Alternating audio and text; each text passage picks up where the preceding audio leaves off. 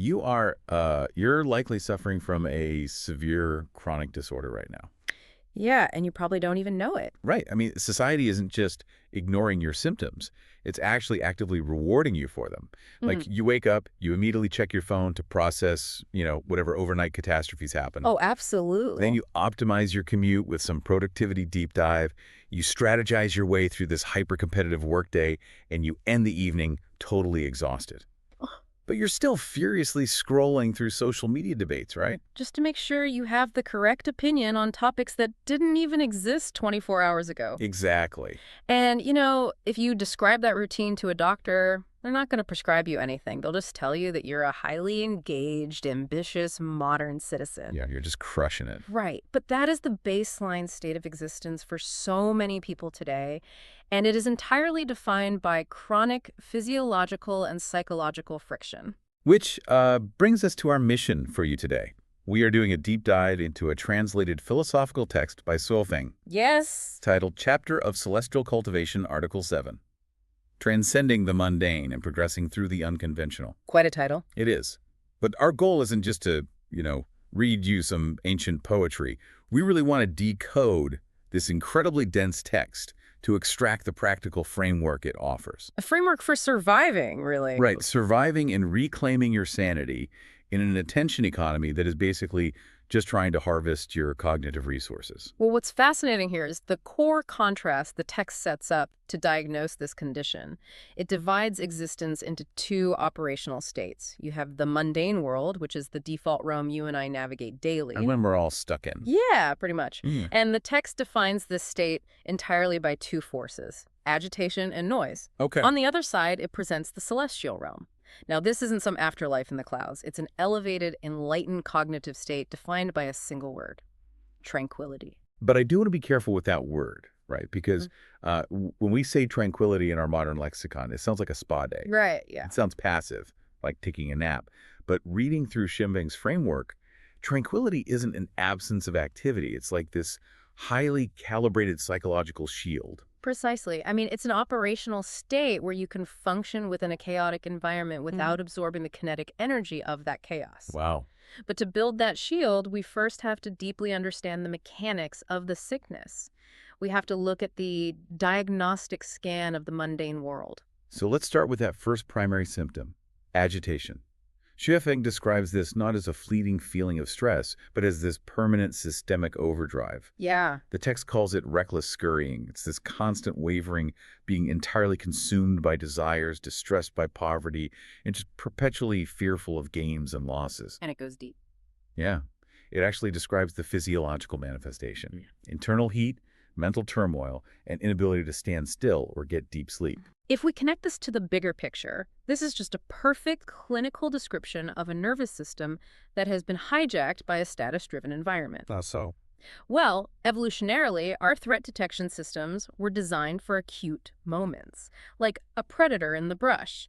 You run, you survive, the system resets. But the mundane world triggers that same sympathetic nervous system constantly. Exactly. A passive-aggressive email, a dip in your stock portfolio, a peer getting a promotion before you. These are processed as existential threats by your brain. So you're just constantly submissive to the power structures above you, terrified of losing your footing. And desperately scrambling for the next rung on the ladder. And the text doesn't just call this modern anxiety, which I love. It gives it this incredibly visceral, almost theatrical label.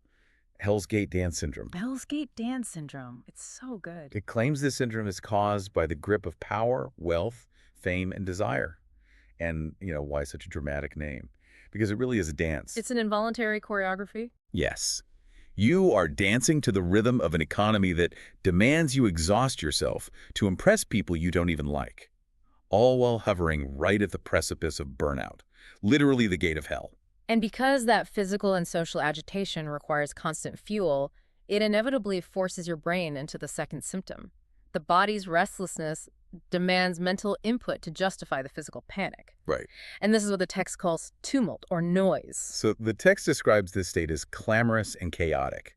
It's stirring up trouble, yelling, finding fault with everything, obsessing over gossip, and indulging in deep emotional entanglements. It's exhausting just hearing it. It notes that people infected by this noise become totally erratic, like they swing between extreme highs and extreme lows. And the text includes a really piercing observation about this state. It says, these people appear intelligent yet foolish. And it gives this specific manifestation another brilliant label: delusional intelligence disorder. That phrase is just incredible. When I read that, it instantly crystallized the mechanics of the doom scrolling loop for me. Like, you are consuming massive volumes of raw data, hot takes, systemic critiques. Right. You process all this outrage, and you feel incredibly informed. You appear intelligent, especially to yourself, because you know exactly what is broken in the world. But the text argues it is a delusion. Consuming data is fundamentally passive, yet it tricks your brain into feeling like it has taken meaningful action. Oh, wow. You're basically substituting awareness for agency. So you alternate between the dopamine spike of a viral, self-righteous post and the crushing, cortisol-soaked low of realizing the world is still chaotic. So you're foolish because you're voluntarily feeding your own misery. Yeah, while convincing yourself it's a civic duty. Which makes me want to pause and challenge the premise of the text for a second. Hell's Gate dance syndrome and delusional intelligence disorder are very evocative labels. But at the end of the day, worrying about your mortgage, wanting a promotion, and reading the news are just standard behaviors. Why does Zhui Feng elevate everyday life to the level of a spiritual disease? Why not just call them bad habits? Well, this raises an important question about the psychology of change. Framing these behaviors as diseases rather than character flaws is a profound cognitive tool. How does that help? If you view your constant anxiety and gossip as bad habits, you attach moral failing to them. You tell yourself, I am a weak, undisciplined person. Right. But by objectifying the behavior, by classifying it as a virus you caught from your environment, you create psychological distance. Oh, so you separate your identity from the symptom. Yes, you can step back, look at your own racing heart after reading a political thread and say, you know, my nervous system is experiencing a flare-up of delusional intelligence disorder today. That's amazing. It removes the shame, which frees up the cognitive bandwidth required to actually seek a cure. Okay, let's unpack this. If we accept the diagnosis, if we acknowledge that the mundane world is a highly contagious environment of agitation and noise, what is the treatment protocol? This is where it gets challenging. Right, because the text demands a strategy that is wildly counterintuitive. It's a concept called progressing through the unconventional. The instruction is to look at what the common folk embrace and systematically reject it. Yep. The text literally says, if they go left, I go right. If they advance, I retreat. If they make noise, I remain silent. If they value, I devalue. It is the ultimate contrarian playbook, deeply rooted in Taoist philosophy. The author pulls heavily from Laozi to anchor this mechanical inversion. Okay, what does Laozi say? Well, Laozi notes, he who places himself behind others comes to the fore, and the multitude are bright and clear, while I alone seem dull and confused. I have to admit, dull and confused is not a personal branding strategy you see on LinkedIn very often. Definitely not. Sounds like professional suicide. It does sound counterproductive until you realize that reversing worldly values is the only way to reveal celestial values. The Budang master Zhang Sanfeng is quoted in the text, stating, amidst all this, one must invert and reverse. Because you can't cure an illness by taking more of the poison. Exactly. But I need to push back on the mechanics of this, just for the sake of anyone listening who has to walk into an office tomorrow. Fair enough. Flipping our value system sounds poetic, but practically. Like, if I just retreat during every negotiation, if I yield to every aggressive coworker, and if I intentionally act dull while everyone else is sharp and competitive, don't I just become a doormat? Doesn't the world just crush you? That is the baseline fear that keeps everyone trapped in the Hell's Gate dance. We're conditioned to believe that survival requires equal or greater aggression. Obviously. But Laozi offers a structural counterpoint to that fear. He says, precisely because I do not contend, no one in the world can contend with me. I understand the poetry, but what is the actual mechanism there? Like, how does not fighting back protect you? Well, think about modern structural engineering. Think about how a skyscraper survives an earthquake. Okay. If architects build a skyscraper to be an immovable, perfectly rigid block of steel that contends with the force of the earth, the kinetic energy of the quake will literally snap the building in half. Right. Instead, they engineer buildings with base isolators. systems designed to let the building yield, sway, and move independently of the violent shaking of the ground. The building's capacity to yield is exactly what keeps it from collapsing. Oh, wow. So yielding isn't weakness. It's the strategic absorption and redirection of force. Exactly. When you fight back on the mundane world's terms, you're validating its rules. You lock yourself into a rigid stance, and the world's chaos will snap you. That makes total sense. But by yielding, by becoming dull to their drama, you strip the interaction of its friction. You refuse to step onto the board of a game that cannot be won. So you're just taking yourself out of the equation entirely. Yeah, and the text reinforces this with a quote from Liesi. Accumulating gentleness leads to strength. Accumulating weakness leads to power. You basically let the frantic energy rush past you without absorbing its impact. That makes a lot of sense structurally, Mm-hmm. but executing that is a completely different challenge. You know, Of course. the theory of the base isolator is great, but human brains aren't made of steel and rubber. How do you actually sustain this celestial mindset when your phone buzzes with an urgent, panic-inducing email from your boss? How do we build this internal architecture? Well, the text doesn't leave us hanging. It provides a mechanical breakdown of how to practically apply this framework. And the first tool it offers directly targets that delusional intelligence disorder. Let's hear it. It's a quote from Zhuangzi. Knowing where to stop when one does not know is the highest wisdom. To pursue the infinite with the finite is folly. To pursue the infinite with the finite is folly.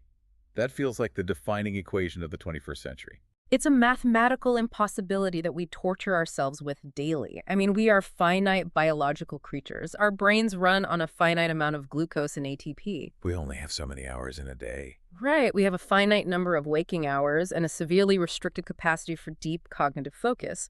But the environment we inhabit, the Right. internet, the global news cycle, the demands of the digital economy. They are entirely infinite. Exactly. So when you try to process all of it, when you try to form a coherent moral opinion on every single crisis popping up on your feed, you are literally taking your finite biological hardware and ramming it into an infinite wall of data. Which is why the system crashes into agitation. Yeah. What Zhuangzi is offering here isn't just a suggestion to log off. He's offering a strategic imperative for resource management. He is giving you permission to embrace the boundary of your own ignorance. I love that. Knowing where to stop when one does not know is the active, deliberate hoarding of your finite cognitive resources. You look at the infinite noise and say, I do not have the structural capacity to process this, and therefore I yield. It's an immense relief. But getting to that point requires a transition, right? We can't just flip a switch and become perfectly tranquil. No, it's a process. And the text acknowledges this by pulling a framework from the Jade Purity scripture. It categorizes people into 3 grades of practice based on how they interact with this noise. Yeah, this progression is essentially the roadmap out of the mundane world. So the lowest grade, according to the text, is entirely entangled. These people are drowning in the agitation, desperately struggling to restrain themselves, and failing constantly. They're fully infected. Right. Fully participating in the Hell's Gate dance without any awareness of the choreography. Then you have the middle grade. This is where the friction really becomes apparent. The middle grade recognizes the toxic environment. They adapt to circumstances, and they use discipline to control themselves. Like, they feel the anger rising when they read a provocative article, but they white-knuckle their way through it. They use willpower to suppress the symptoms. Exactly. And we should note, modern society glorifies this middle grade. Oh, completely. We are obsessed with productivity hacks, stoicism routines, biohacking. All of these are discipline-based tools used to fight the environment. But here's the problem with the middle grade. It still requires constant, exhausting friction. You are still letting the external world dictate the terms of your reality.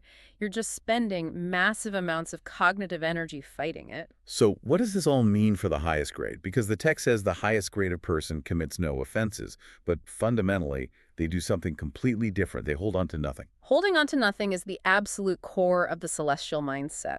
But I want to pause here and clarify this for you listening, because holding on to nothing can sound dangerously close to apathy or nihilism. It can, yeah. It sounds like you just give up, stop caring about your family, your career, or society, and just stare at a wall. How is holding on to nothing different from just being deeply depressed and detached. That is a critical distinction. Nihilism is the belief that nothing matters, which in itself is a heavy, dark worldview to carry around. It's an active rejection of value. Okay. Holding on to nothing in the Taoist sense is not about a lack of care. It's about a lack of attachment.